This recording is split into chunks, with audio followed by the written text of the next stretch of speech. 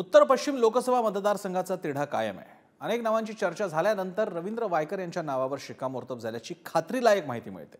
पाहूया वायकर जर महायुतीचे उमेदवार असतील तर या मतदारसंघातली राजकीय समीकरण काय असेल हे सांगणारा एक रिपोर्ट। उत्तर पश्चिम मुंबईतून महायुतीकडून रवींद्र वायकरांना उमेदवारी। भाजपचा विरोध झुगारत वायकरांच्या नावाला शिंदेंकडून हिरवा कंदील।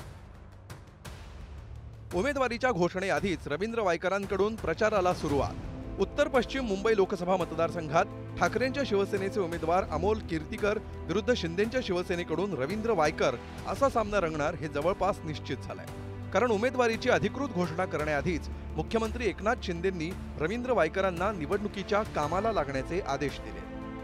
उत्तर पश्चिम मुंबई मतदारसंघात शिंदेंच्या शिवसेनेचा उमेदवार असणार की भाजपचा याबाबत वाद अगदी काल परवापर्यंत सुरूच होता। जसा पक्षाबाबतचा संभ्रम होता तसाच उमेदवाराबाबतही संभ्रम होता। त्यामुळेच उत्तर पश्चिम मतदारसंघासाठी अनेक नावांची चर्चाही झाली। आधी विद्यमान खासदार गजानन कीर्तीकर यांचं नाव चर्चेत होतं, मात्र मुलगा अमोल कीर्तीकरांविरोधात लढण्यास नकार दिल्यामुळे गजानन कीर्तीकरांचं नाव मागे पडलं। त्यानंतर अभिनेता गोविंदा, अभिनेते सचिन खेडेकर, सचिन पिळगावकर यांच्या नावाचीही चर्चा झाली। अगदी काँग्रेसमधून हकालपट्टी करण्यात आलेल्या संजय निरुपमांच्या नावाचीही चर्चा राहिली। मात्र अखेरीस रवींद्र वायकरांचं नाव जवळपास निश्चित झालं असल्यामुळे शिंदेंची शिवसेनाच या मतदारसंघातून लढणार हेही स्पष्ट झालंय। रवींद्र वायकरांनी मतदारसंघात कार्यकर्त्यांच्या भेटीगाठी आणि प्रचाराला सुरुवातही केली।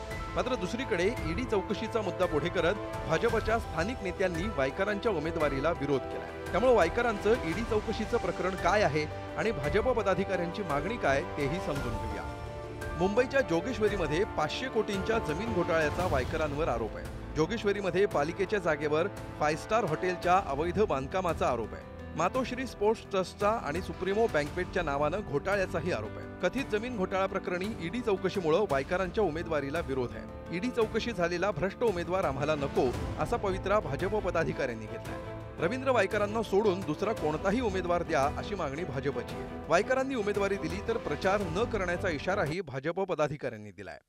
आमची भूमिका ठाम आहे रवींद्र वायकरांविषयी, कारण त्यांची चौकशी सुरू आहे। चौकशी सुरू असताना जर आम्ही त्यांचा प्रचार केला तर लोकांमध्ये गैरसमज निर्माण होईल आणि तो गैरसमज निर्माण होऊ नये त्यासाठी आम्ही ठाम आहोत की प्रचार करणार नाही।